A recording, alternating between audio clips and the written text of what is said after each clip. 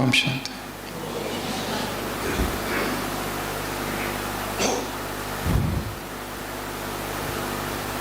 भारत से चीन में बौद्ध धर्म को सबसे पहले पहुंचाने वाला एक व्यक्ति था जिसका नाम था बोधि धर्म।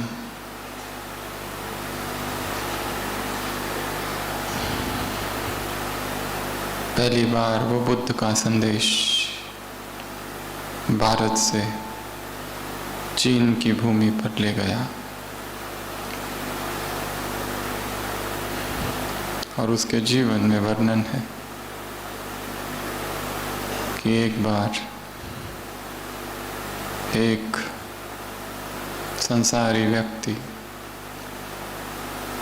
जो धर्म कर्म करता है, भक्ति करता है, वो आता है और पूछता है,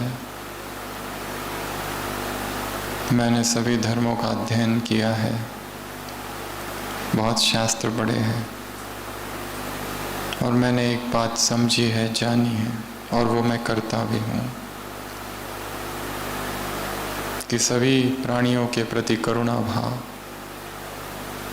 ये सर्वोच्च धारणा है, सभी के प्रति दया भाव,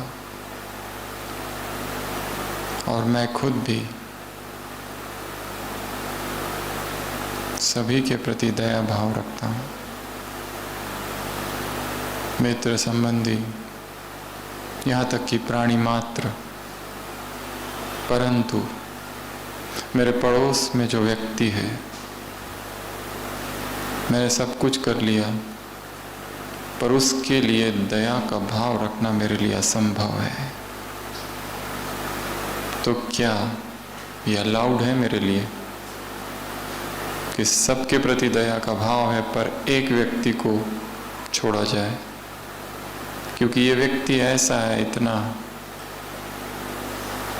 जटिल संस्कारों वाला है, धूर्त है, कपटी है, छली है, बाहर से बहुत मीठा है, इसका स्वभाव क्या है समझना ही बहुत मुश्किल है। मैंने कई प्रयत्न किए कि इसे भी प्रेम दूँ, प्रेम पूर्व व्यवहार करो, परंतु मेरे सारे प्रयत्न निष्फल हुए। तो क्या आपके धर्म में यह अलाउड है कि सभी के प्रति दया पर एक हाथ कोई व्यक्ति हो उसे छोड़ दिया जाए? बोधि धर्म कहता है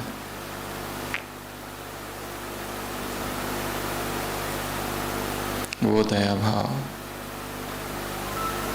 जिसमें यदि एक व्यक्ति भी वंचित हो रहा है तो वो दया है ही नहीं। दया अर्थात सभी के प्रति।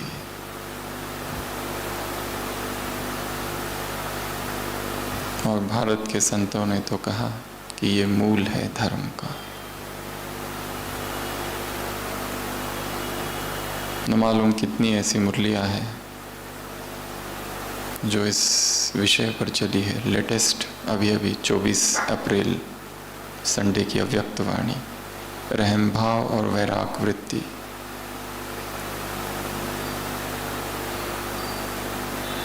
तो आज सायंकाल के इस सत्र में इस विषय की गहराई में हम जाएंगे।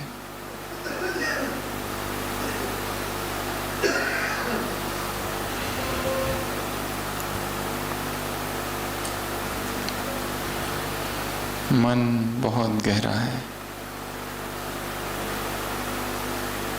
और उसमें बहुत से संस्कार, बहुत से पैटर्न्स है। कब कौन सा पैटर्न, कब कौन सा संस्कार, कब कौन सा भाव उभर कर सामने आ जाता है पता नहीं चलता है।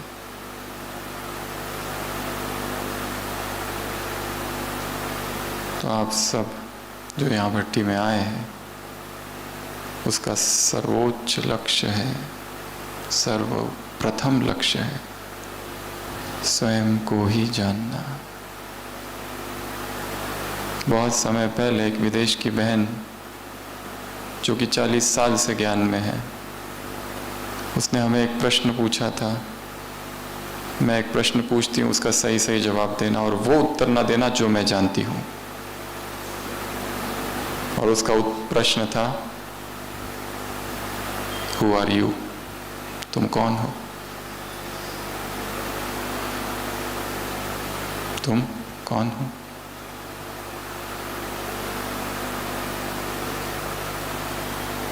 ज्ञान की रीति से।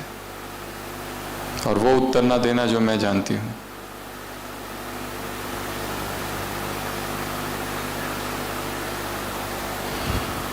स्वयं को जानना, स्वयं के सूक्ष्म अति सूक्ष्म संस्कारों को जानना। कौन सा संस्कार किस समय उभर कर आता है, कर्म बन जाता है, शब्द बन जाता है, किस तरह ये सब होता है। और ये सब समझने के लिए बहुत गहरा मौन चाहिए। इसलिए जो भी यहाँ आए हैं, आशा है भट्टी के नियमों से स्वयं को बांध लिया होगा।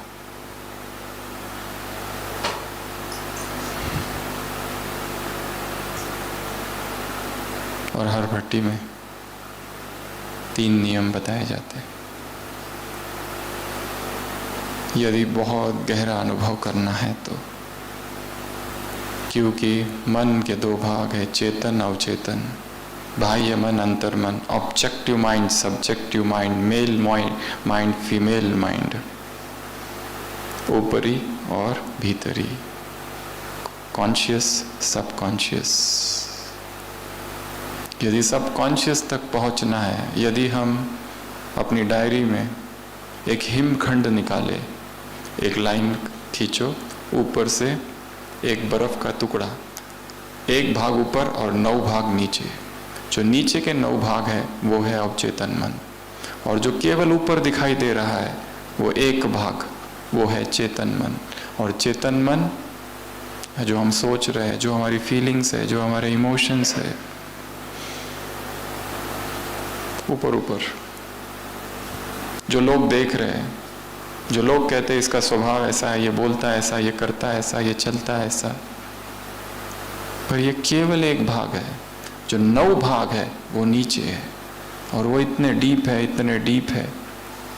उन तक पहुंचने के लिए एक गहरा मौन चाहिए। तो भट्टी के 3 नियम। पहला, इलेक्ट्रॉनिक्स का टच शरीर को ना हो अगले 3 दिन। मोबाइल स्विच्ड ऑफ, साइलेंट नहीं, वाइब्रेटिंग नहीं, हाथ में भी नहीं, क्योंकि भीतर प्रवेश करना है।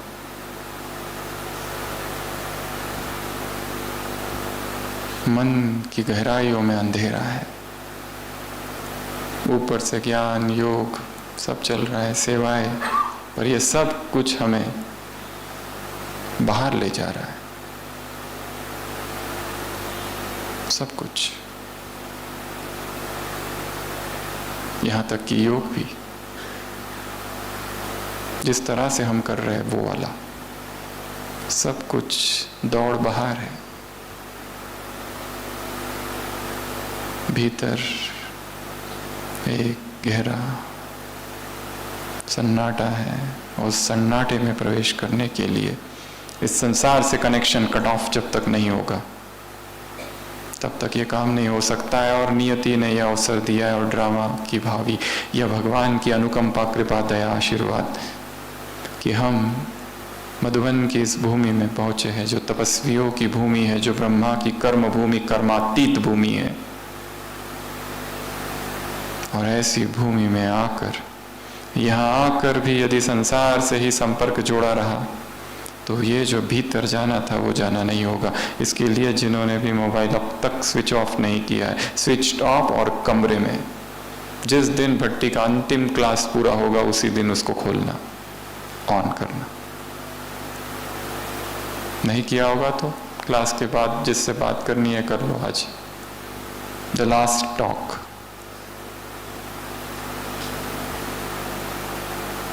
सेकंड,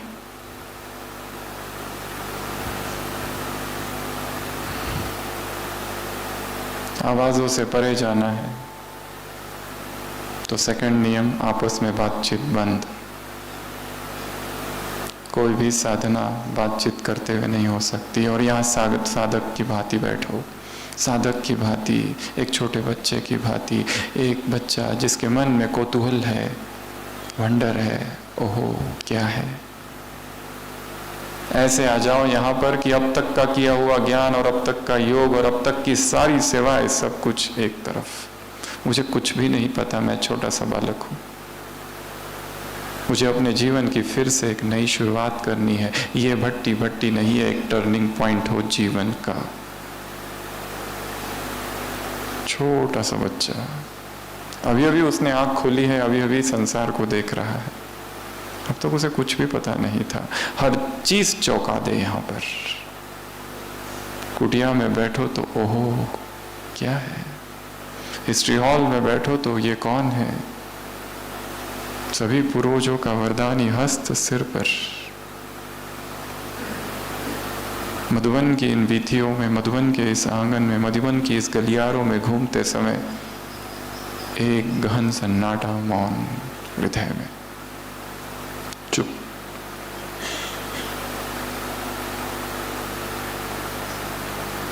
एक शब्द मुख से ना निकले, एब्सोल्यूट साइलेंस।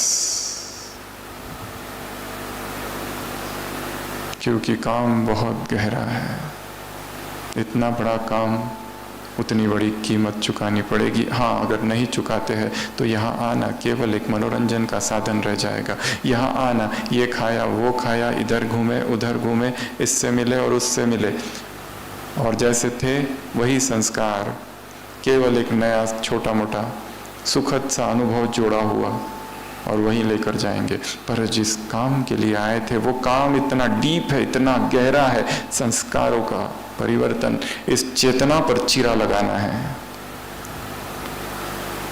इतना डीप ऑपरेशन है, इतनी बड़ी सर्जरी है। घुसना है भीतर। वैसे घुस नहीं सकते संसार में, संसार का वातावरण जिस तरह का है। आवाज आवाज आवाज, कोलाहल कोलाहल कोलाहल। एक कोलाहल रहित चित्त ही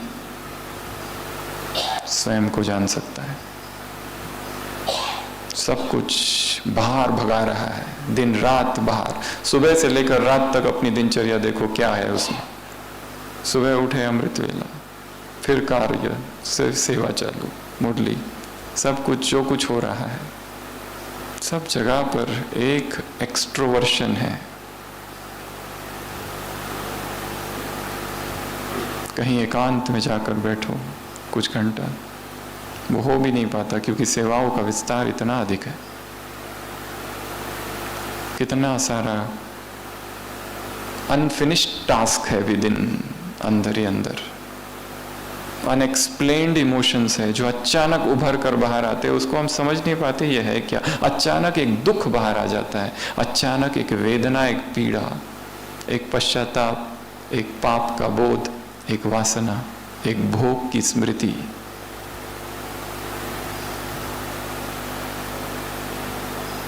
और कहाँ हम उड़ रहे थे और सोच रहे थे बहुत ऊंची अवस्था, और धड़ाम से नीचे कहाँ से आ गया ये भाव? क्योंकि अंदर स्टोर्ड है कॉम्प्लेक्स इंट्रिकेट इमोशंस, बहुत जटिल है। और यह अवसर मिला है यहाँ आने का, और इतने शुद्ध वायुमंडल में आने का, पहाड़ों पर, आबू की इन घाटियों में, अरावली की इन वादियों में,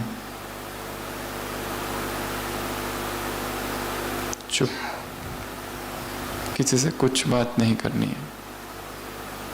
हाँ, जो प्रबंधक है और जिनको बात करनी पड़ती है उनकी बातें अलग, पर बाकी जो सब है वो जितना हो सके चुप ही रहे, किसी से कुछ नहीं बोलना है।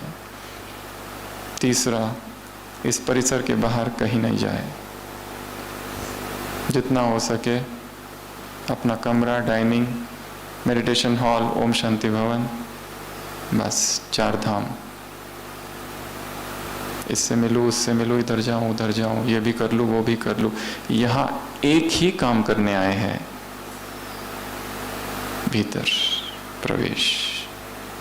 यहाँ एक ही काम करने आए, तपने के लिए।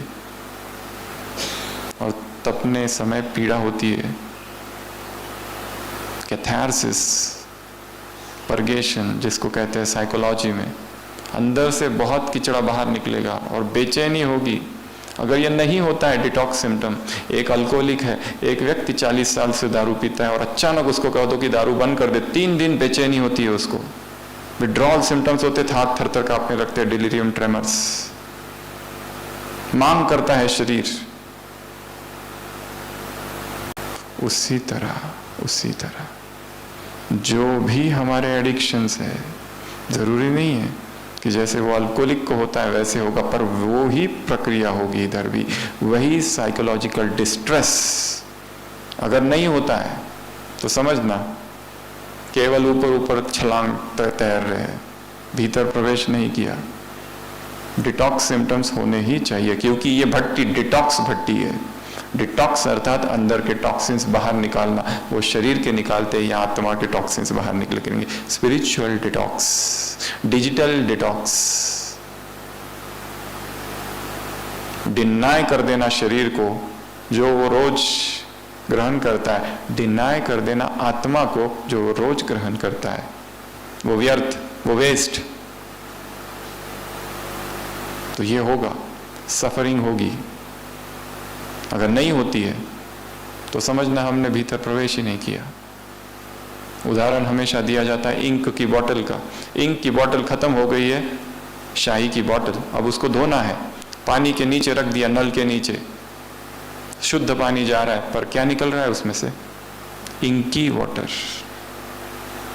अगर वो ना निकले तो समझना धुलाई होगी ही नहीं। तो सबसे पहले क्या निकलेगा? जैसे ही मौन में प्रवेश करते हैं हम, भयंकर हलचल होती है भीतर। अगर वो नहीं हो रही है अब तक, मतलब केवल चेतन मन के धरातल पर डोल रहे हैं। सब कॉन्शियस में प्रवेश करते ही भयंकर बेचैनी होती है, डिस्ट्रेस। पर उसको भी हैंडल करना सीखना है। ये समझना है कि ये जो पानी निकल रहा है, ऊपर से शुद्ध पानी डालते जाओ। एक समय आएगा जो इंक वाला वाटर निकलना बंद हो जाएगा और फिर जो पानी डाला है वही निकलेगा।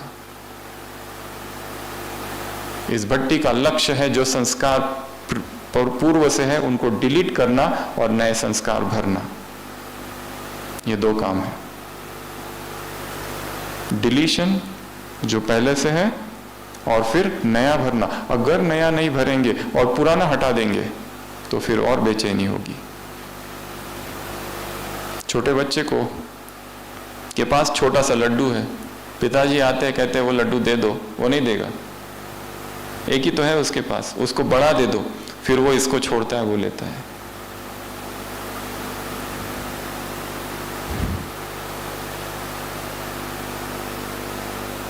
अब अशरीरी बन जाओ, सुबह की साकार मुरली। ये ऊंची अवस्था है और उसी अवस्था में जो सेवा केंद्रों पर और घर गृहस्थ में थोड़ा थोड़ा अनुभव करते, 24 ही घंटे अशरीरीपन का अभ्यास करना है और टारगेट रखना है भट्टी में 10 से 12 घंटा योग हो। टारगेट कितना है? 10 to 12 आवर्स। वो जरूरी नहीं केवल बाबा के कमरे में ही बैठकर होगा। अभी यहां बैठे बैठे ही, क्लास सुनते सुनते ही योग का अभ्यास जारी रहे। मैं आत्मा ऊपर शिव बाबा से कनेक्टेड हूं, ऊपर से किरणें आ रही है, और बीच बीच में भीतर प्रवेश करना है। यहाँ बैठे बैठे ही जिस दिन से बाबा के बने थे उस दिन से अब तक का सारा जीवन आंखों के सामने लाओ। वो सारी घटनाओं को याद करो जो हुई है। बहुत कड़वी घटनाएं हुई है। किसी ने धोखा दिया, किसी ने कुछ किया, किसी ने कटु शब्द बोले, बहुत संघर्ष सहन करना पड़ा। इस परिवार के भीतर भी बहुत कुछ सहन करना पड़ा। वो सब कुछ एक स्क्रीन पर देखो, साक्षी होकर एक पर्दे पर दिख रहा है। किन किन आत्माओं के साथ संपर्क थे और किन किन आत्माओं के साथ सबसे कड़ा हिसाब था, और जो अब भी चल रहा है। शायद ऐसी कुछ आत्माएं हैं, बहुत ही कड़ा हिसाब है उनके साथ। अगले 3 दिन यहाँ बैठकर केवल क्लासेस नहीं सुननी है, यहाँ बैठकर केवल मुरली नहीं सुननी है, यहाँ केवल ये सब चीजें वहां पर भी की जा सकती है। सारे ऑडियो, सारा रिकॉर्डिंग सब मिल जाएगा। यहाँ आए हैं अनुभव के लिए।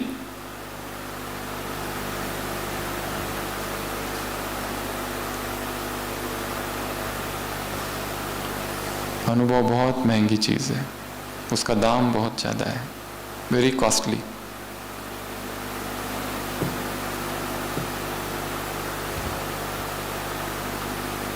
कान बंद करने होंगे, कौन क्या बोल रहा है, कौन क्या कह रहा है, आंखें बंद करनी पड़ेगी। देखना ही नहीं है किसी को। अगले 3 दिन चलो तो नीचे आंखें, यूं डाउन कास्ट आइज,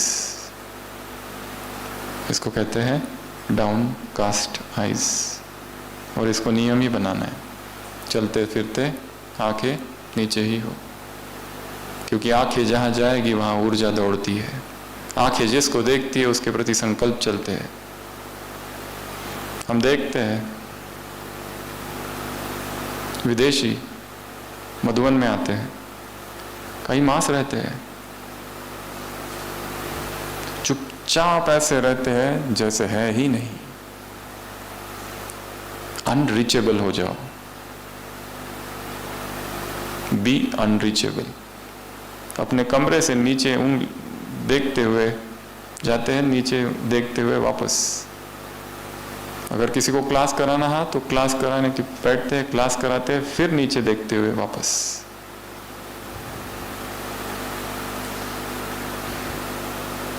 व्यर्थ के अंबार लगे हुए सब जगह। जितना इंटरेस्ट लेंगे क्या है, क्या हुआ, और हमें पता ही नहीं, इतनी सारी बातें हो गई।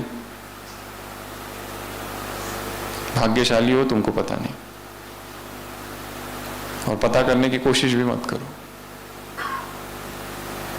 व्यर्थ से ज्ञान की वृद्धि नहीं, ज्ञान घटता है। Waste subtracts knowledge.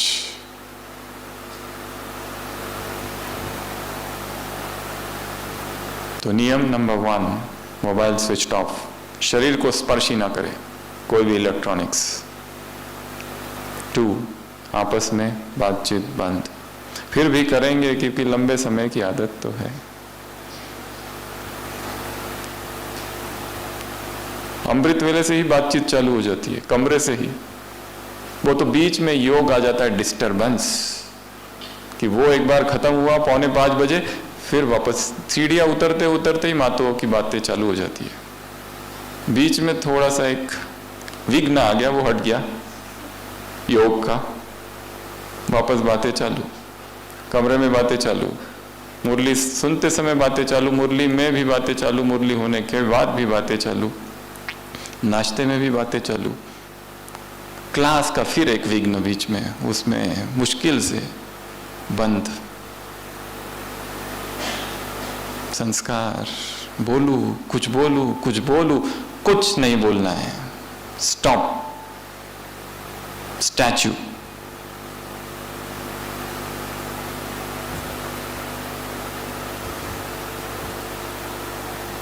आज ही मुरली में है ना, या कल?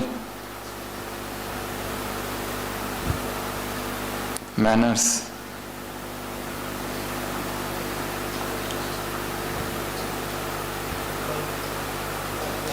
सबसे पहला रहम है स्वयं पर रहम। सेल्फ कंपैशन टॉपिक पर आते हैं। हर एक अलग धर्म ने क्या कहा है।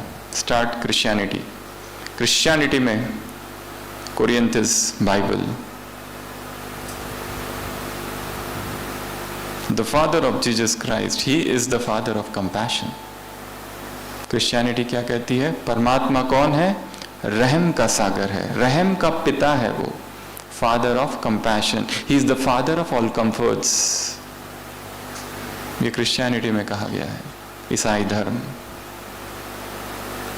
वहां पे बहुत अच्छा उदाहरण दिया, गुड समैरिटन किसे कहा जाता है? एक व्यक्ति है, जा रहा था, चोर आए, उसका सामान छीन लिया, उसको घायल कर कर भाग गए। उधर से एक पादरी जा रहा है, वो चर्च में जा रहा है भाषण देने। उस समय सिनेगॉग कहते थे उसे, चर्च नहीं, मंदिर, यहूदी मंदिर।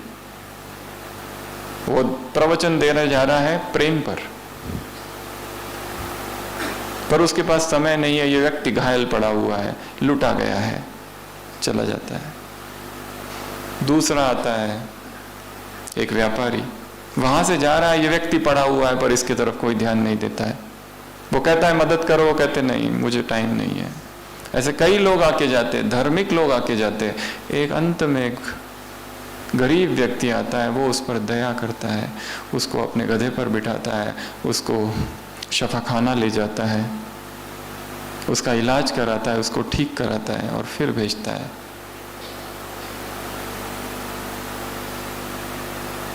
Blessed is the man who helps others. Blessed is this good Samaritan.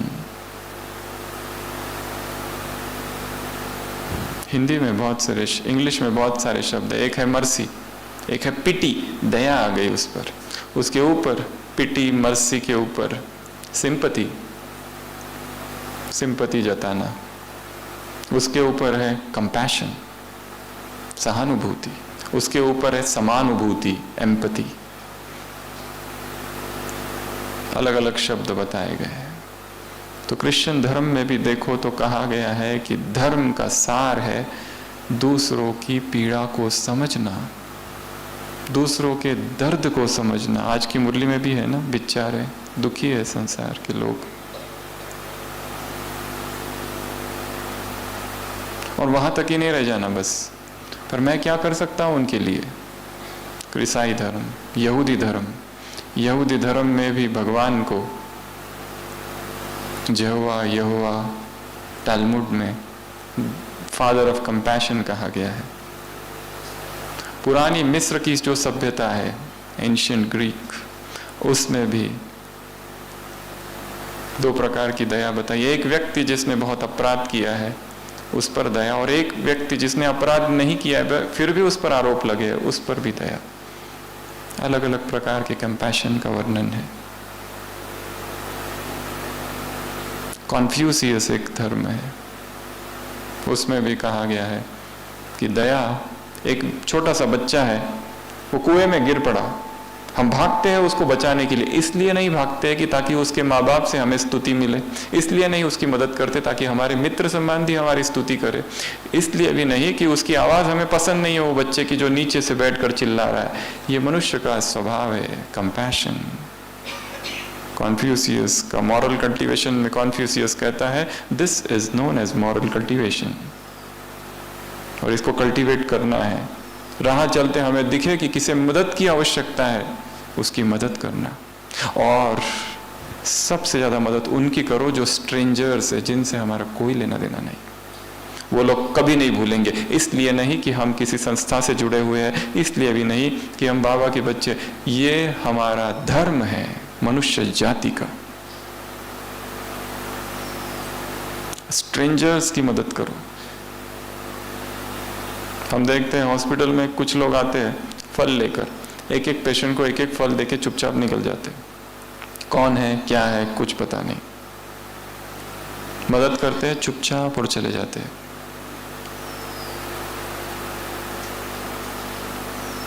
Jainism, सबसे ज्यादा स्ट्रेस किस पर है? अहिंसा।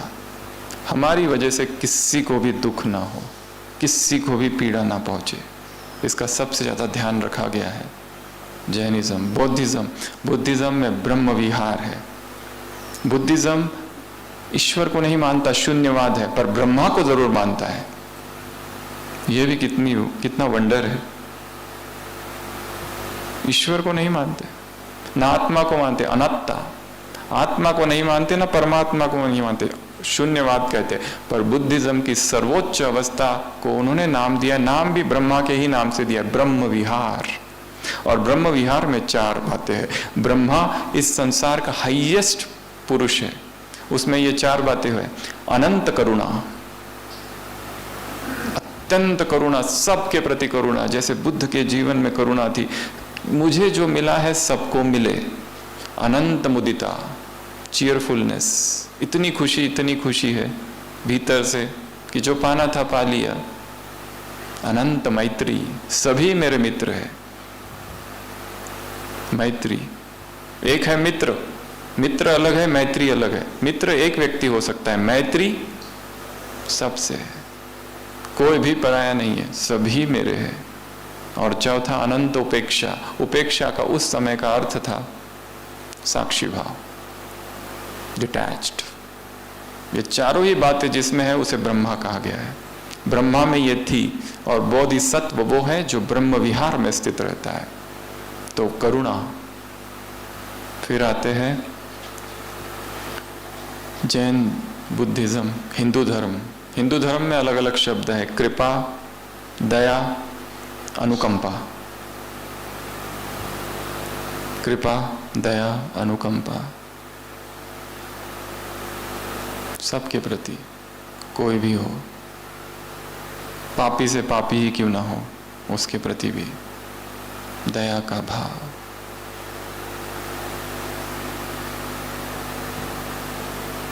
कंपैशन 2 प्रकार की होती है, 2 प्रकार। एक होता है प्रॉक्सिमल, एक है डिस्टल। प्रॉक्सिमल अर्थात अभी अभी कोई सफर कर रहा है, कोई पेशेंट है, उसको अभी आवश्यकता है। सब लोग भट्टी में बैठे हुए हैं और किसी एक की तबीयत खराब हो जाती है।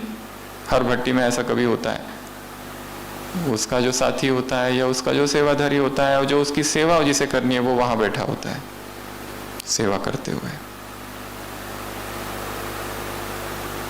तुरंत उसको वहां आवश्यकता है, जिसको जब आवश्यकता हो तब मदद करना, ये बहुत बड़ा त्याग है।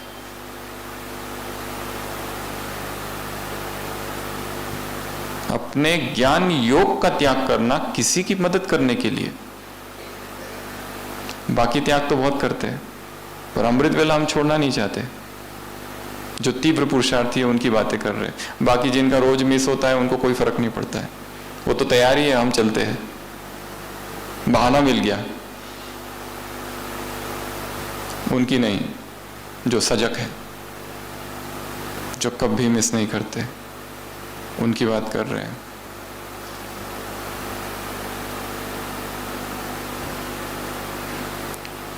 जब कर्तव्य पुकारे सब कुछ छोड़ दो। जब कर्तव्य पुकारे, उसके सामने सब कुछ कौन है? सब कुछ।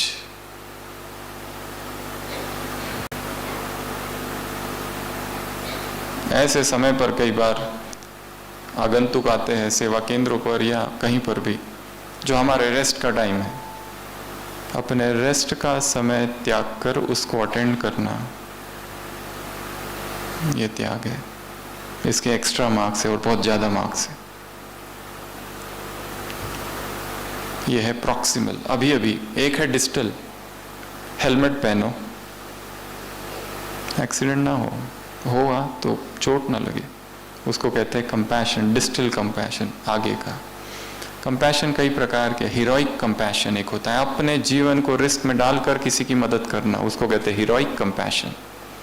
अभी अभी जो मुरली चली थी 24 अप्रैल को, उसमें 3 प्रकार के रहम बाबा ने गिनाए थे। एक स्वयं पर रहम, एक परिवार पर और एक विश्व पर। और रहम कैसा हो? उसी दिन की मुरली। रहम यथार्थ हो, रहम कैसा हो? लॉफुल हो। आज लवफुल बाप दादा, लॉफुल बाप दादा किसको देख रहे हैं? मुरली की शुरुआत थी। लॉफुल रहम हो, यथार्थ रहम हो, सच्चा रहम हो। एक होता है दिखावे वाला रहम, फॉल्स कंपैशन, शो ऑफ्स। दूसरे हमको देखे कि हमने मदद की, फोटो निकालना, देखो हम मदद कर रहे हैं, झूठा रहम, ये भी एक रहम का प्रकार है, फॉल्स कंपैशन।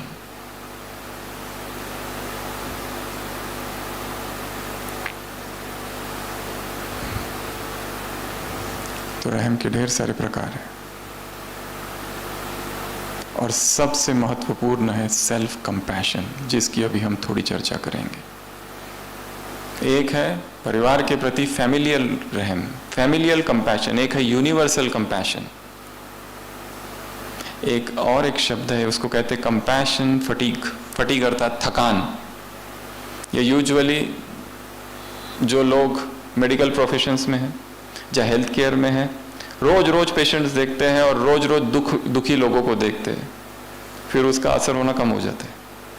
नर्सेस, स्टाफ या फिर जो रेस्क्यू टीम वर्कर्स होते हैं, रोज दुखी लोगों को ही सामना होता है, रहम करते करते करते अंदर का रहम खत्म हो जाता है, उनके लिए रूटीन होता है। फिर अच्छा ये मर गया, चलो उसको उधर ले लो, वो भी गया, ये भी गया, रूटीन, फर्क नहीं पड़ता है। फिर रोज रोज दुख दुख दुख, उसको कहते हैं कंपैशन फटीग। एक होता है कंपैशन फेड, एक दूसरा शब्द है ये कंपैशन फेड, किसी के लिए तो बहुत रहम करना और किसी के लिए एकदम निर्दयी। लियो टॉल्स्टॉय ने अपनी जीवन कहानी में लिखा है कि मेरी माँ, रूस का लियो टॉल्स्टॉय, मेरी माँ इतनी संवेदनशील थी, इतनी इमोशनल थी कि जब वो नाटक देखने जाती थी रूस में, तो सामने नाटक होता रहता था और एक व्यक्ति तो बाजू में बैठा रहता, उसकी आंखों पोंछने के लिए इतने उसको आंसू बहते थे, इतना इमोशंस। सीन जो हो रहा है टीवी पर, वो स्क्रीन पर या फिर नाटक में, नाटक उस समय स्क्रीन तो नहीं था, वो इतनी रोती थी, इतनी इमोशंस। मैं सोचता था मेरी माँ कितनी सेंसिटिव है।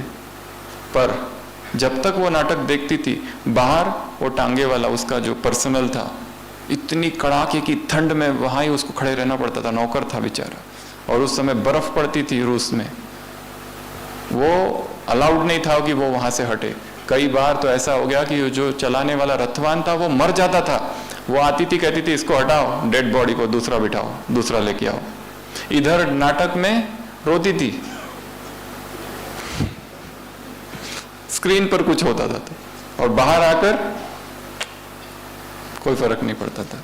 ये कंपैशन फेड, किसी के प्रति बहुत रहम, किसी के प्रति बहुत रहम, जिसको हम प्रेम करते, जिसको हम चाहते हैं, जिसके लिए हम कुछ करना चाहते हैं, जिससे मोह है, उसको 2-2 घंटा क्लास, उसको कोर्स, और ज्ञान को अच्छे से समझाएंगे, पूछो तुमको और कुछ पूछना है, और बाकी जिससे प्यार नहीं है ठीक है, 5 मिनट में पूरा कोर्स खत्म। Compassion fade. कौन आया है? कलेक्टर साहब आए हैं। शब्द कौन आया? कलेक्टर। कौन आया? भंगी आया एक।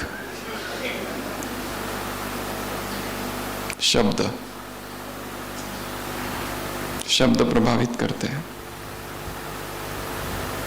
कंपैशन अर्थात सभी के प्रति compassion, universal compassion, the great compassion, वो है कंपैशन।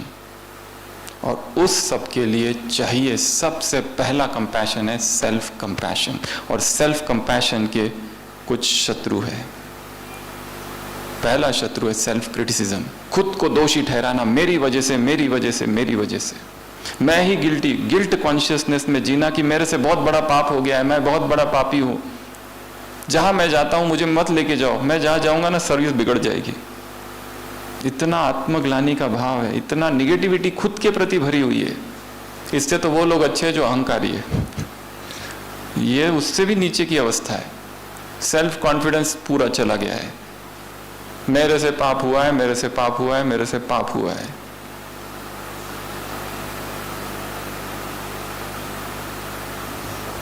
दूध का धुला हुआ तो कोई भी नहीं है वैसे, पर ये आत्मग्लानि, ये गिल्ट कॉन्शियसनेस इतना ज्यादा है कि निकल ही नहीं पाते इससे जीवन पर्यंत। और जहां ये भाव है आत्मग्लानि का और हीनता का, इंफीरियोरिटी कॉम्प्लेक्स जहां पर है, वहां पर पुरुषार्थ हो ही नहीं सकता। बाबा स्वमान दे रहे, तुमने जो कुछ किया होगा। दादी थी, छोटी छोटी कुमारियां आती थी, कई बार कुमारियों को कहती थी अपनी पूरी जीवन कहानी बार बार लिख कर दो, सब कुछ सच्ची दिल से लिख के दो, तुमने जो कुछ किया सब लिखो उस पे। आज लिखा, 2 दिन बाद फिर लिखो, सब कुछ लिख कर दो, जो पाप किए, जो कुछ किया, जैसा भी किया। यहां आए हो, कल सुबह अमृत वेला, लिखने की जरूरत नहीं, बाबा को सारी अपनी जीवन कहानी सुनाना, अमृत वेला, ठीक है। ये काम कल करना है सबको। सब याद करो, बचपन से याद करो, उस दिन से याद करो जिस दिन से आंखें खोली, इस संसार में आए। माँ बाप कौन, भाई बहन कौन, वो घर कौन सा, वो गांव कौन सा, वो स्कूल कौन सी, वो शिक्षा कौन सी, वो टीचर्स कौन थे, कैसे थे और कैसी पढ़ाई की, वो स्कूल, वो कॉलेज, वो टीचर्स, वो सहपाठी, और क्या क्या उमंगें थी और कैसी कैसी वासनाएं जागृत हुई। और फिर गृहस्थ में एंट्री, या फिर ब्रह्मा कुमारी ब्रह्मा कुमार जीवन में डायरेक्ट एंट्री, और बनने के बाद फिर क्या क्या विघ्न, कौन कौन सी समस्या, सारा जीवन का चित्र देखना है अमृत वेला। केवल अमृत वेला, दिन भर नहीं। दिन भर देखोगे तो आइडेंटिफाई करोगे, दुख आ जाएगा वापस। केवल साक्षी भाव में यह काम करना है। दिन भर किया तो वो याद लंबा समय चलेगी। और ये भी अमृत वेले के बीच में करना, बीच में 4, 4:15, 4:30 के बीच। फिर से योग चालू, फिर से विश्व को सकाश चालू, देखा और बाहर आ गए। चिपक नहीं जाना है उसको, नहीं तो पुरानी यादों को देखते ही उससे जुड़ जाते हैं और अभी वापस दुख आ जाता है। साक्षी होकर रोज अपनी जीवन को देखना है, जिससे उसका हम पर जो प्रभाव है वो कम होगा। उसका हम पर जो प्रभाव है कम होगा, क्योंकि दुख कुछ कुछ ऐसे है जीवन के, बहुत गहरे हैं, इतने गहरे कि सारा ज्ञान योग लगा दिया पर वो वैसे के टस से मस नहीं हुआ है। हमारे ओपीडी में रोज इतने सारे पेशेंट्स आते हैं और सबकी कुछ ना कुछ बहुत डीप बातें होती है। एक माता आती है, कश्मीर में रहते थे, अभी यहाँ आ गए सीआरपीएफ में, उसका बेटा है। वो माता ज्ञान में चलती है, पर उसने उसके पति को उसकी आंखों के सामने किसी ने तलवार से मारते हुए देखा है, मर गया उसका पति सामने। उसके बाद ही वो ज्ञान में आई। उसने उसके पति को अपनी आंखों के सामने कोल्ड ब्लडेड मर्डर होते हुए देखा।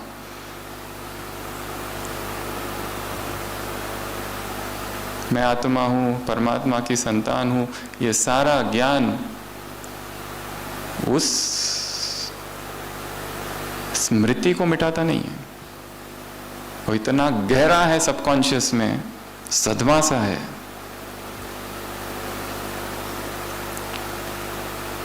भाई बहने आते हैं, बचपन में चाइल्डहुड अब्यूज हुआ है,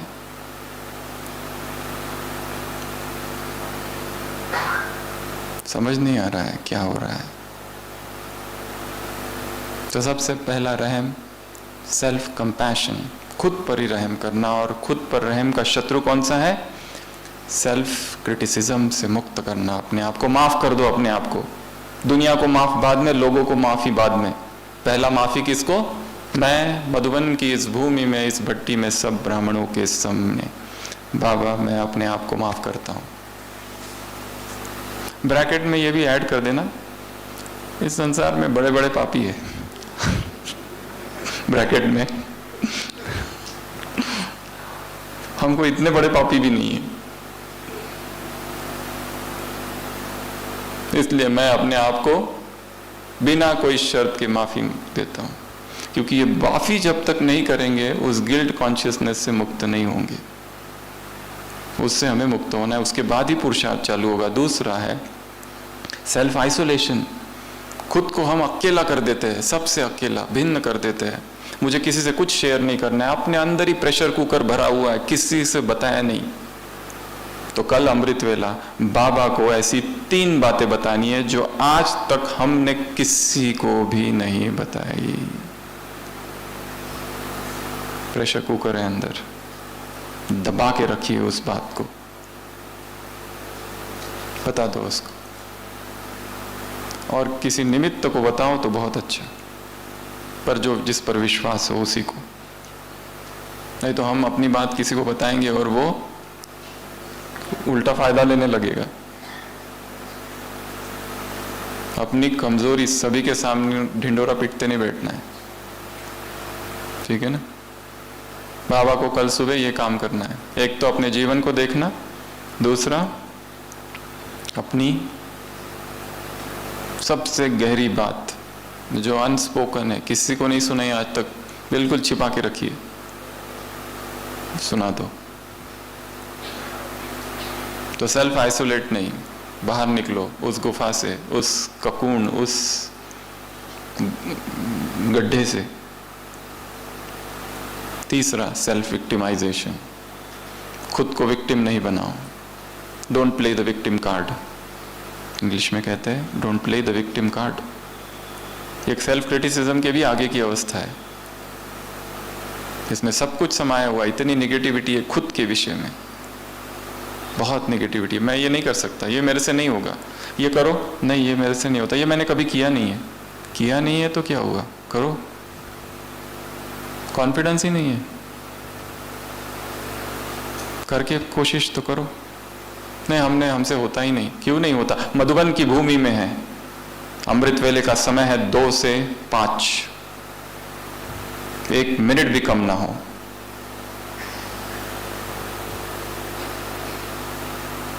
जल्दी सो जाओ, 9 बजे सो जाओ, 8:30 बजे सो जाओ, लाइट्स ऑफ। मोबाइल को वैसे भी हाथ लगाना ही नहीं है, ना तो स्टेटस देखना है, ना तो लाइक्स और क्या क्या, कुछ नहीं देखना है।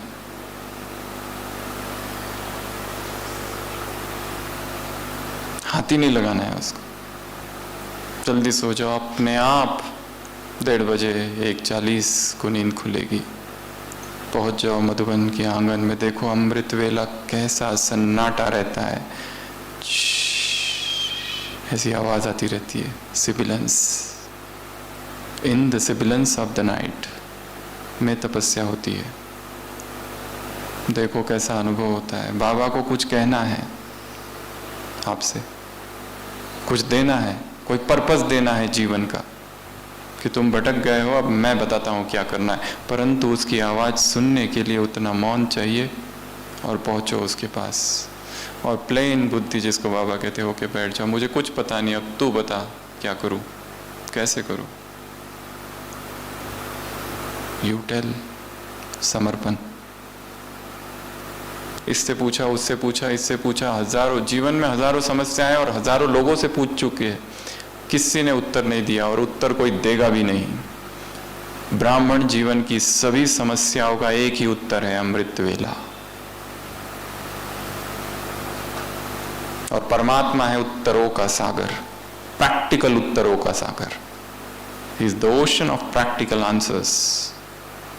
इसको पूछा, उसको पूछा, उसको पूछा, उसको पूछा, किसको कितना इंटरेस्ट है दूसरों की प्रॉब्लम्स में? किसी को कोई इंटरेस्ट नहीं है, सब अपने ही दुख दर्द में डूबे हुए हैं। हम सोचते हैं कि वो हमको सुन रहा है। कोई सुनता है? जाके सुनाओ अपनी कहानी जीवन को, मेरा ना ऐसा हुआ वैसा हुआ। बीच में पूछेंगे अच्छा अच्छा फिर क्या, वो तो पहले ही बता दिया, उसने सुना ही नहीं। ट्रीटमेंट कहाँ से देखा? डॉक्टर सुन ही नहीं रहा है, उसके पास पेशेंट बन के जा रहे हैं ना, कि मुझे यहाँ दर्द होता है, वहां दर्द होता है, भूख नहीं लगती। सारा पूछ होने के बाद फिर पूछता है भूख लगती है क्या? वही तो बताया था, नहीं लगती उसलिए तो आया। वो अपने ख्यालों में है।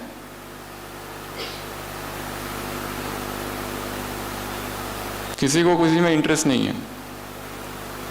एक बाबा है जिसको सब में इंटरेस्ट है, पर उसके पास कोई आता ही नहीं। प्रॉब्लम ये है। अव्यक्त महावाक्य इन्वर्टेड कॉमा। 100 भुजा वाला खड़ा है, फिर भी 2 भुजा वाले के पास जाते हो, कारण बताओ क्यों?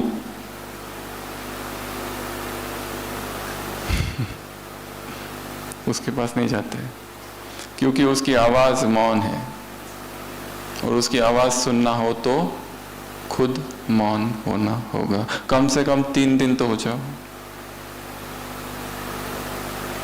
बाद में बोलना चालू कर देना, और यहीं से बोलकर जाना। मौन भी इधर ही तोड़ना।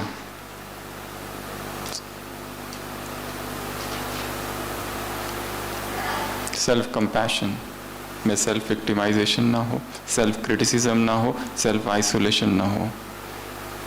ये 3 चीज़ें, और सबसे बड़ा यही रहम है। और दूसरा रहम है इस परिवार के प्रति। हम देखते हैं सभी के संस्कार भिन्न भिन्न हैं, और ये हो नहीं सकता कि 2 व्यक्तियों के संस्कार एक समान हो और दोनों बिल्कुल जुड़ जाए। जैसे 2 शरीर पर एक आत्मा, दीदी दादी, ऐसा सबके साथ होगा जरूरी नहीं है, सब अलग अलग है। इतनी भिन्नता है, और यही चैलेंज है, क्योंकि हमारे इर्द गिर्द वो सारे लोग इकट्ठे हुए हैं जिनसे हमारा बहुत गहरा हिसाब है। इसलिए इसकी विधि ये नहीं है कि हम उनको बदलें। जो कुछ करना है हमें अपने साथ करना है। ना स्थान बदलेगा, ना व्यक्ति बदलेंगे, ना परिस्थिति बदलेगी। बदलना किसको है? तुमको। स्थान वही रहेगा। बाबा मेरा डिपार्टमेंट चेंज करा दो, घर चेंज करा दो, सेंटर चेंज करा दो।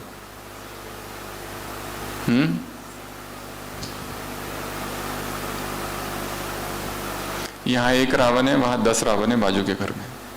और ये जो है ये चित परिचित सा है, इसके साथ समझ लिया है इसको। जो नया वाला होगा ना, उसको हम जानते नहीं, फिर सोचेंगे वही पुराना वाला रावण ठीक था, बाबा रिटर्न।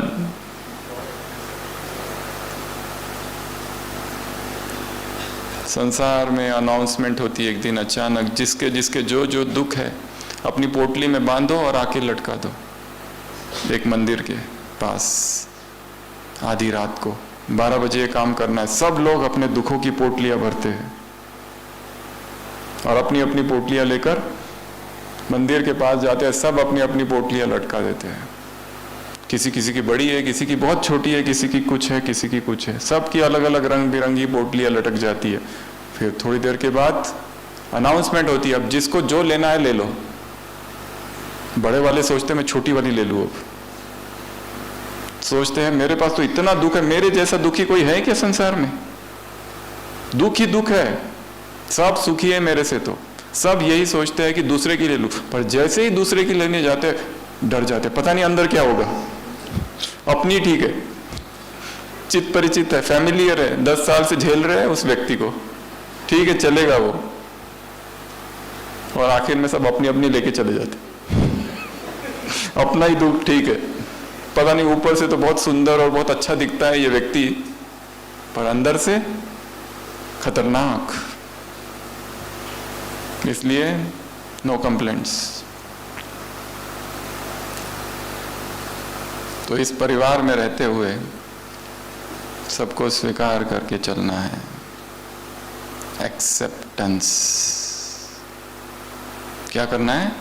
एक्सेप्ट। पहले भी सुनाया था कभी, सूफी फकीर जुनेद किसी गांव में आता है, 4 मास वहां रहता है और उसका जो पड़ोसी होता है दिन रात उसको तंग करता है।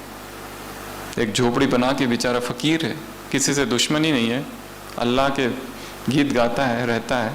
पर वो जो बाजू वाला है रोज कभी कचरा फेंकता है उसके इसमें, कभी केले के छिलके फेंकता है, कभी आवाज करता है, कभी धक्का देके चला है, कुछ तो रोज करता है।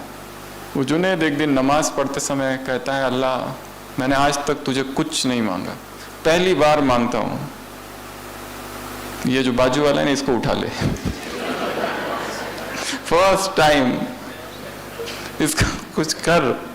मैं क्या करूं, परेशान हो गया हूं। दिन रात हाथ धो के मेरे पीछे पड़ा है ये, सब लोगों को मेरे खिलाफ भड़काता है, प्रचार करता है, क्या कुछ करता है, मैं क्या करूं अब।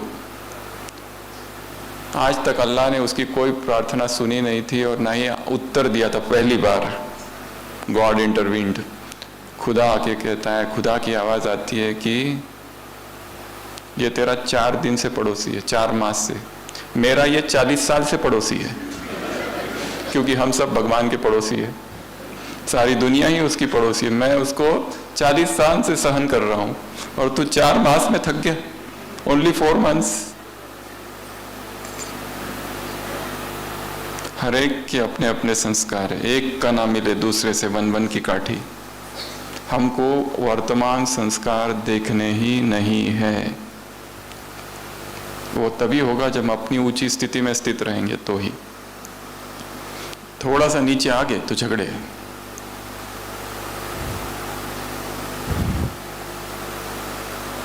तीसरा है विश्व पर रहम। उस मुरली में 3 प्रकार के रहम थे। स्व पर, खुद पर रहम, गिर गए हो खुद उठो, अमृत वेला नहीं हो रहे, यहां से जाने के बाद और एक काम करना है हर एक को। यहां से जब पहुंचेंगे अपने घर, अपने सेवा केंद्र, कौन सी तारीख को पहुंच रहे हैं? 4 तारीख ना, तो 5 तारीख से आपकी भट्टी चालू होगी। ठीक है, यह तैयारी चल रही है अभी, केवल रिहर्सल। यहां आकर आहा कितना अनुभव हो रहा है। चलता हूं तो जैसे अशरीरी, शरीर है ही नहीं, बाबा बाबा बाबा। यहां आता हूं तो क्या अनुभव हो रहा है? अशरीरीपन का, अतीन्द्रिय सुख का, अपने ब्राह्मण जीवन का, कितनी खुशियां, इतना बड़ा परिवार, मधुबन। पर ये जो शांति का अनुभव हो रहा है ना, ये मधुबन की शांति है, तुम्हारी नहीं। यहां से जाते ही यही रह जाएगी वो, फिर तुम बचोगे बस। तो 21 डेज भट्टी करेंगे सभी यहाँ से जाने के बाद। कौन सी तारीख से? 5 तारीख। किस पर करेंगे? उसका टॉपिक कल सुबह 2 से 5 नहीं, 2 से 3:30 के बीच में दिया जाएगा अमृत वेला। 2 से 3:30 के बीच में। कहाँ से दिया जाएगा? परम धाम से डायरेक्ट डिलीवरी होगी। पर ऐसा नहीं कि कुरियर वाला आ जाए और हम कोड हमारे पास है और हम फोन ही ना पिकअप करें। वो कहते हैं मैं आया हूं, किसके पास दूं? कोई है ही नहीं है रिसीव करने के लिए कुरियर। वो चला जाए वापस। Parcel not delivered. तो टाइम 2 to 3:30। 3:30 के बाद ब्राह्मणों की भीड़ चालू हो जाती है। बाबा बाबा, घुटने का दर्द ठीक करो, इसकी बुद्धि का ताला ठीक करो, खोलो, पति को ठीक करो, पत्नी को ठीक करो, बाबा बेटी को ब्रह्मा कुमारी बना दो, मैं उसको तनली पर बैठकर मुरली पढ़ना देखना चाहती हूँ। बाबा फटाफट करो, जल्दी से जल्दी, टाइम नहीं है। और बेटी इंतजार कर रही है, मेरे सपनों का राजकुमार कब आएगा घोड़े पर। और माँ कहती है कि ये संदली पर बैठकर सबको ज्ञान योग की शिक्षा दे। वो अपने स्वप्न में बिजी है, माँ अपने इसमें।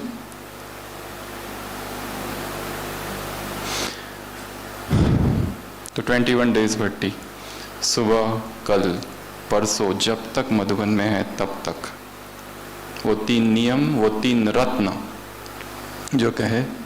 और जल्दी सो जाना, भोजन कम, ताकि जल्दी उठ सको। और मैं और वो बहुत सारे काम करने बाकी है। गहरा ऑपरेशन है मन का।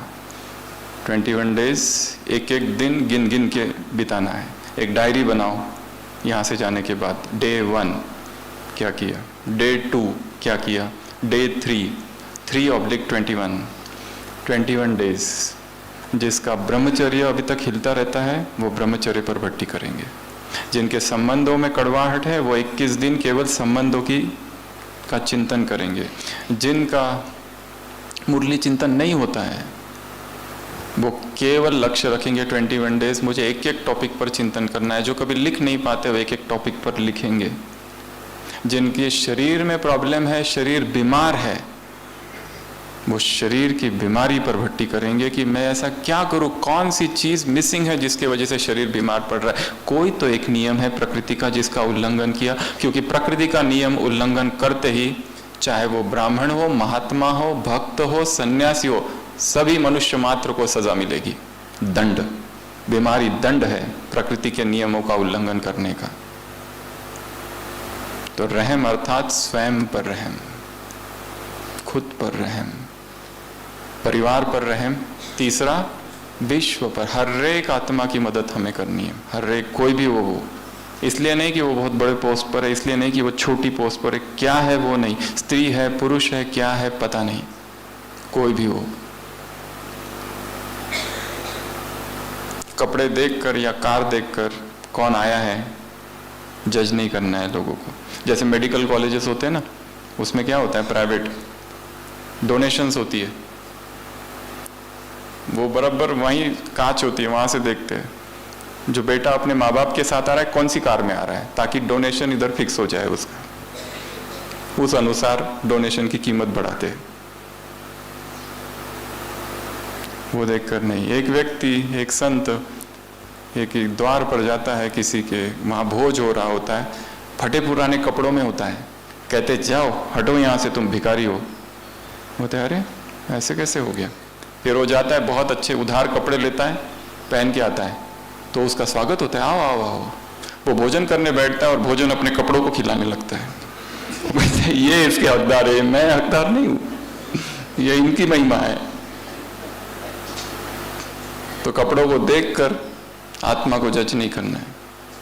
चेहरा देखकर कौन सुंदर असुंदर, काला गोरा, ये उधर से है, ये हमारे पंजाब से है, ये हमारे महाराष्ट्र से है,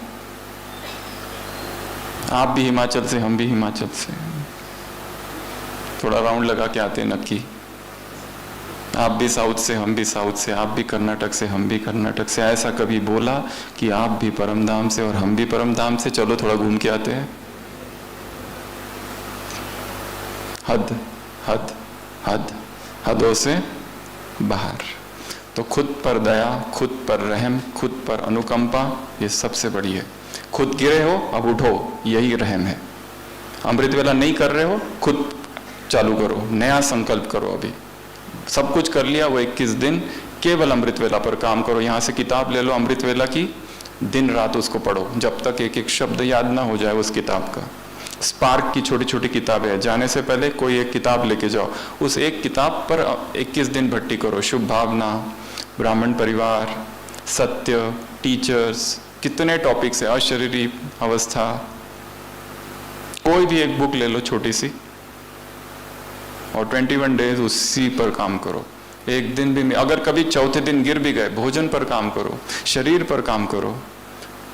बीमार होते रहता है शरीर बार बार, बीमार शरीर अध्यात्म में ऊंचाई नहीं ये कर सकता, जा सकता ऊंचा, बहुत मुश्किल है। हेल्थ बहुत जरूरी है, फिट रहना, हल्का रहना, बिना किसी दवाइयों के आधार से वो लक्ष्य रखना है।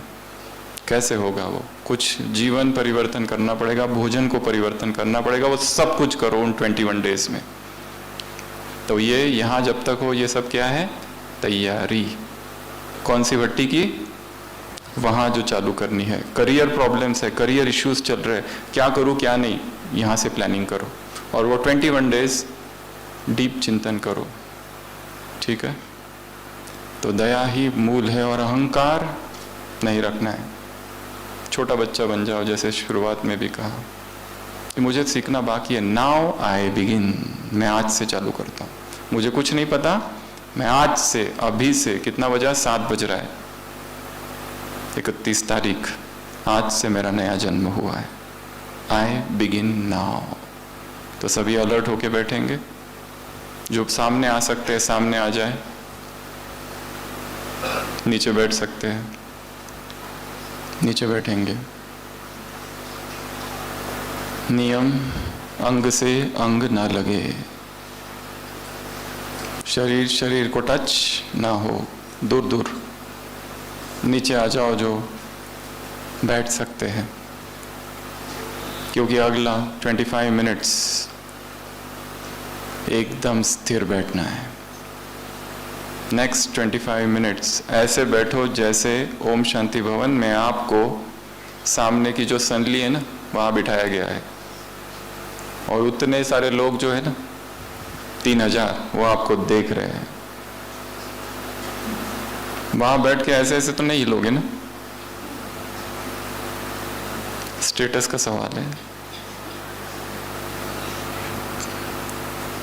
तो ऐसे बैठो जैसे मूर्ति, कमर सीधी, और जहाँ हाथ रख दिया बस रख दिया, अब हिलेगा नहीं।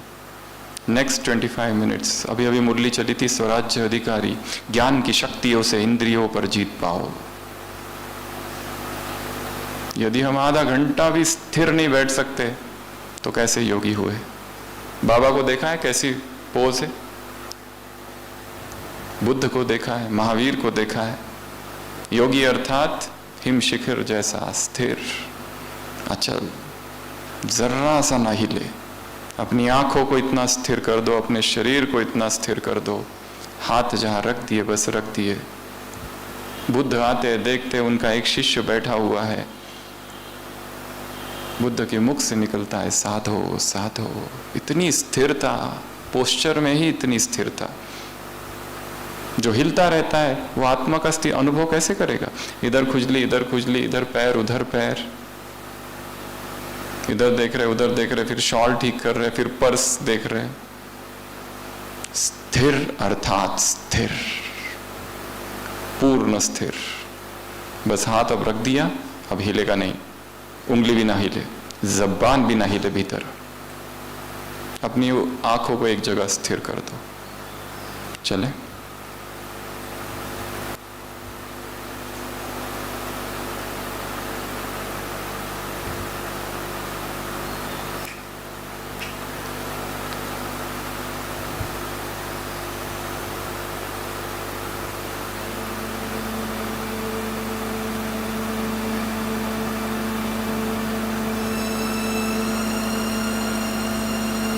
स्थिर शरीर,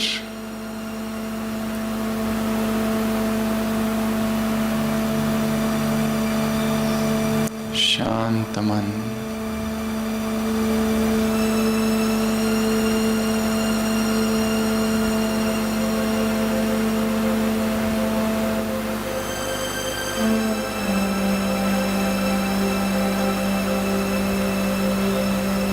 कोई हलचल नहीं।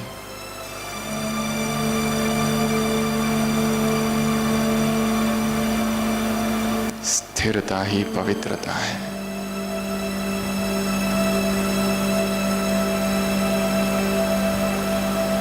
शरीर की स्थिरता से मन की स्थिरता तक की ये यात्रा है।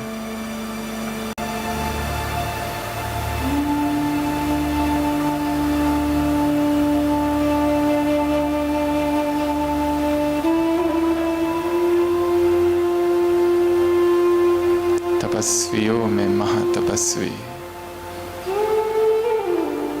ऋषियों में राज ऋषि,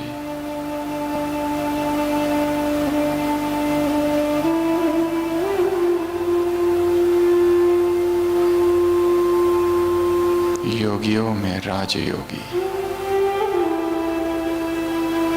मैं हूं।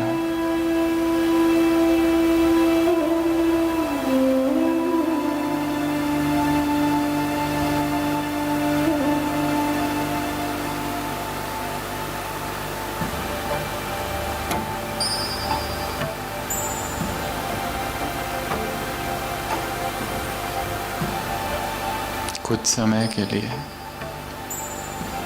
सभी अपनी आंखें बंद कर लेंगे। सिर के सिरे से पांव तक संपूर्ण शरीर का अवलोकन। चेहरा, शरीर के स्नायु को देखेंगे। चेहरे पर जो तनाव है साक्षी होकर उसको देखेंगे। रिलैक्स। गर्दन रिलैक्स, दाया कंधा, दाई कोहनी, दाई कलाई, दाई उंगलियां ढीला छोड़ देंगे। अपने मन को शरीर के भिन्न भिन्न अंगों से गुजारेंगे। बाया कंधा, बाई कोहनी, बाई कलाई, बाएं हाथों की उंगलियां रिलैक्स।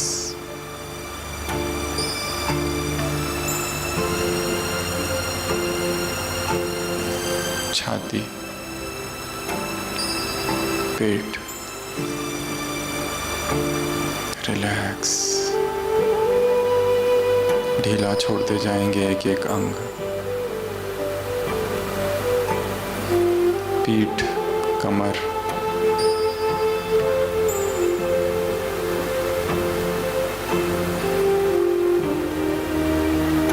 संपूर्ण बायां पैर ऊपर से नीचे तक रिलैक्स।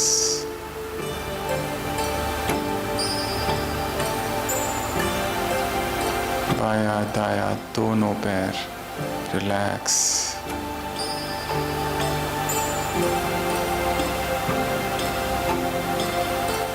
फिर से एक बार सिर के सिरे पर,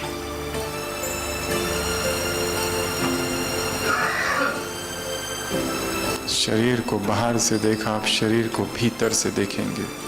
मस्तिष्क, शरीर की हड्डियां, मांस, मज्जा, रक्त, दोनों हाथ, छाती, पेट, कमर, पीठ, दोनों पैर।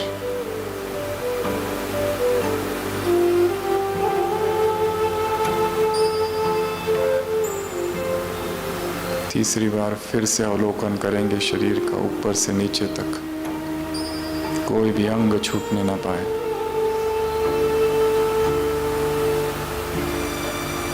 कितना नश्वर है ये शरीर।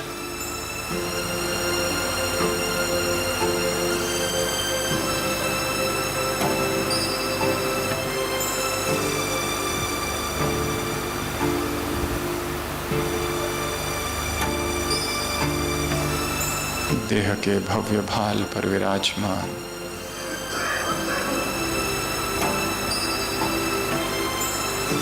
मैं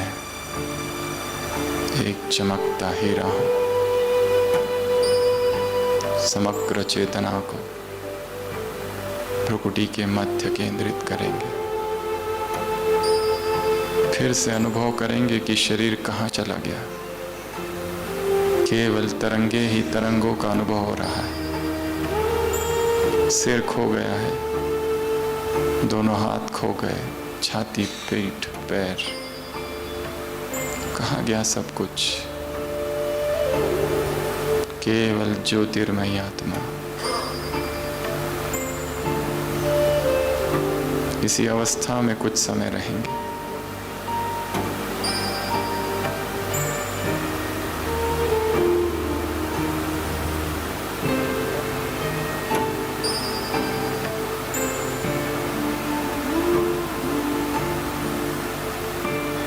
शांत स्वरूप,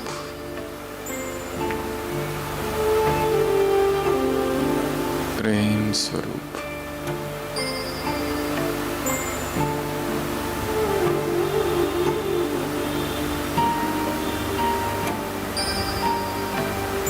मुझ आत्मा से समग्र शरीर में दिव्य किरणें फैल रही है। अद्भुत सा हल्कापन।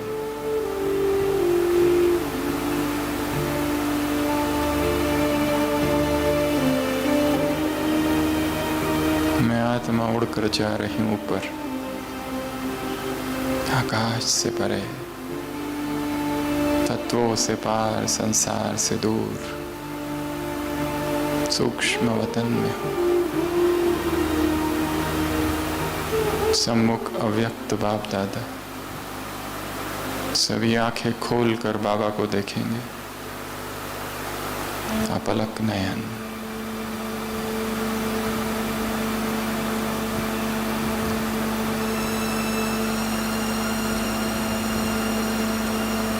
भगवान मुझे देख रहा है।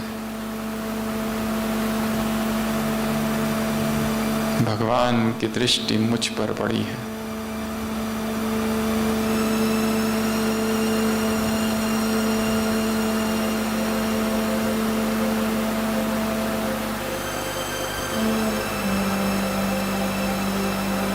अनंत शक्तियों की धाराएं मुझ आत्मा में आ रही है।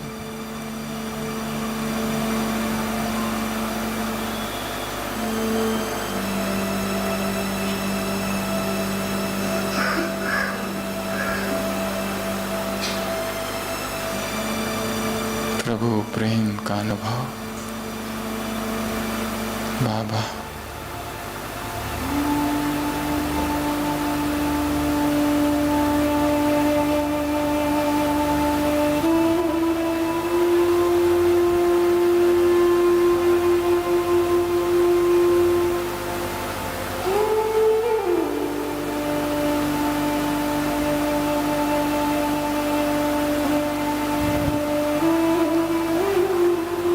बाबा एक दृश्य दिखा रहे हैं। फिर से आंखें बंद करेंगे और आंखों के सामने एक बड़ा सा स्क्रीन देखेंगे।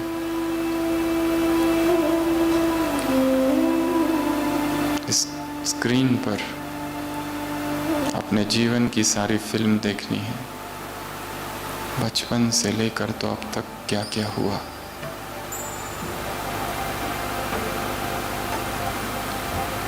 पहला सीन, नन्हे से शिशु का जन्म, माँ बाप, भाई बहन, वो घर, वो शहर, वो गांव, वहां से यात्रा चालू हुई थी। साक्षी होकर अपने ही जीवन की कहानी, अपने ही जीवन में घटित घटनाओं को देखेंगे। स्कूल को देखो, टीचर्स को, साथियों को, घर को, वो रोज का रास्ता, कैसा रहा बचपन।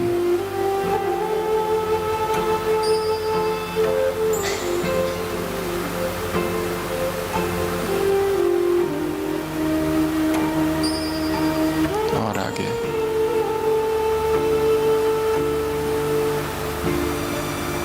और आगे,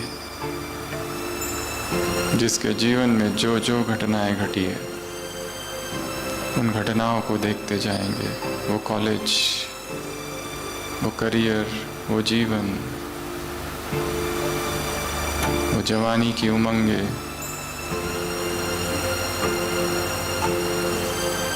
वो इच्छाएं,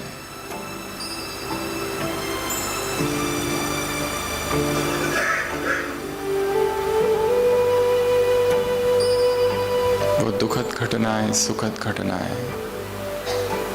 मैं आत्मा साक्षी होकर सब कुछ देख रही हूं। ये अतीत है, पास्ट है, अब मुझे टच नहीं कर सकता, अब मुझे प्रभावित नहीं कर सकता। ये मर चुका है सब कुछ।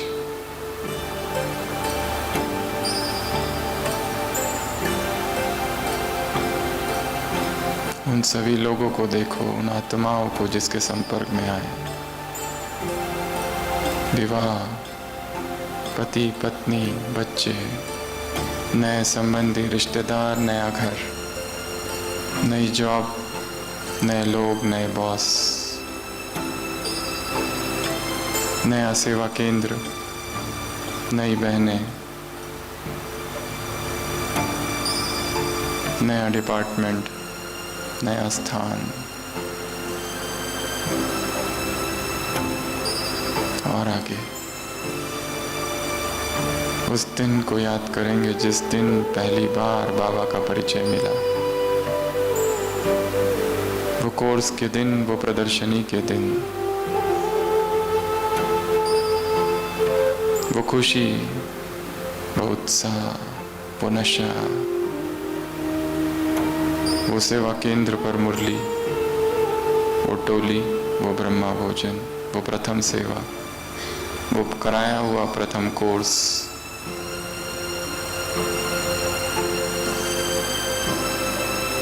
वो मधुबन में पहली बार आना, वो ट्रेन, वो उत्साह, वो व्यक्त बाबा से मिलन, वो साइट सीइंग, वो मधुबन में प्रवेश।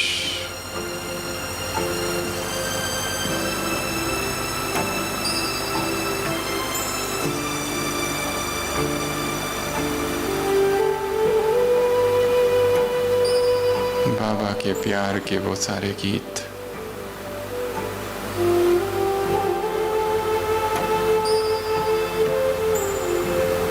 वो बहनों से प्राप्त प्यार पालना, और फिर इस ब्राह्मण जीवन में आए हुए वो सारे विघ्न, नए नए विघ्न।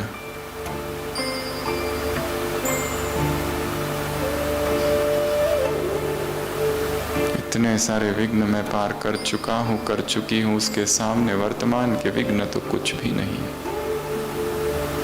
सर्वशक्तिवान जब साथ है तो डर कैसा है।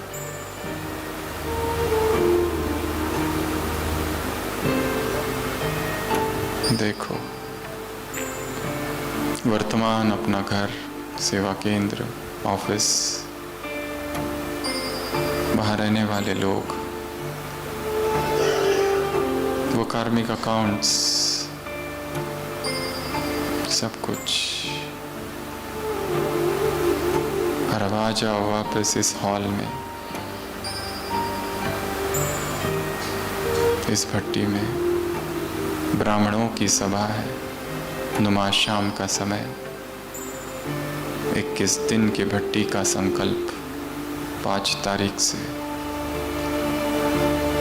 वहाँ की सारी प्लानिंग यहाँ करके जाना है।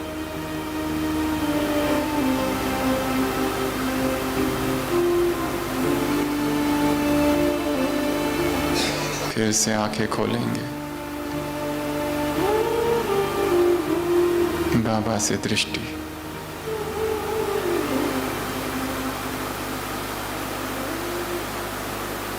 बाबा का वरदानी हाथ सिर पर है, विजयी भव।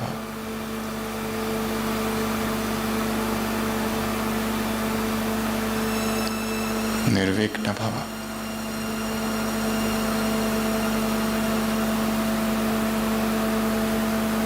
बहुत धीरे से अब बिना जरा सा आवाज किए सभी अपने अपने स्थानों पर खड़े रह जाएंगे। बहुत धीरे, बिना कोई आवाज किए। पहले स्वयं को स्थिर कर दो।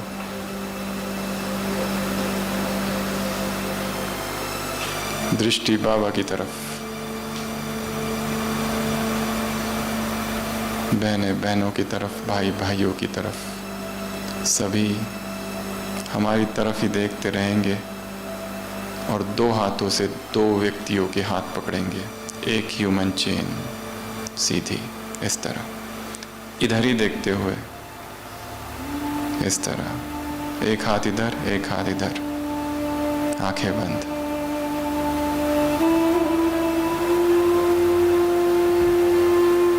आंखें बंद। मैं परम पवित्र आत्मा हूं। मेरे अंग अंग में पवित्रता के प्रकंपन है, खुशबू है। पूरा शरीर लाइट का बना हुआ, पूरे शरीर में लाइट ही लाइट। परम धाम से अनुभव, पवित्रता के सागर की पवित्र किरणें मुझ पर। मैं पवित्रता का अवतार हूं। अनुभव।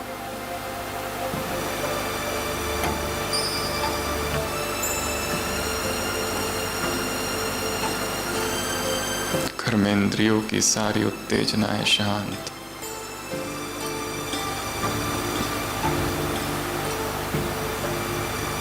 पूरे हॉल में सन्नाटा है, पवित्रता की बाढ़ आई है।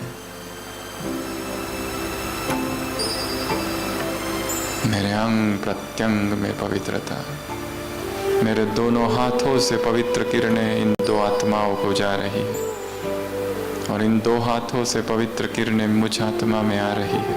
पूरे शरीर में पवित्रता के प्रकंपन, प्यूरिटी का करंट। मैं बाल ब्रह्मचारी हूं। मैं बाल ब्रह्मचारिणी हूं। untouched.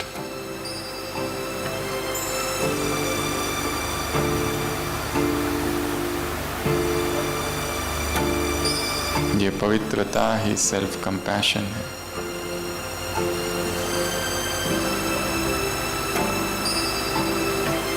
मैं स्वयं को माफ करता हूँ, करती हूँ, और पवित्र नया जीवन शुरू।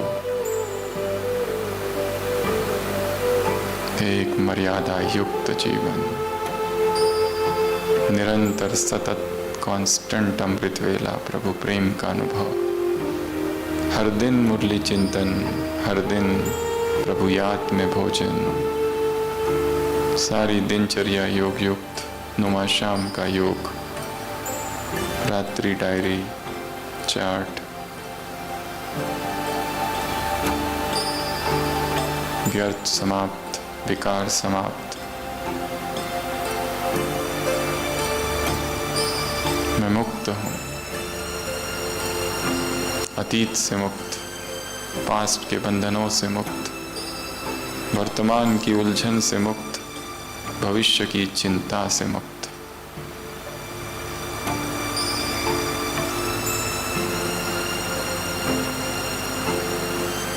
बाबा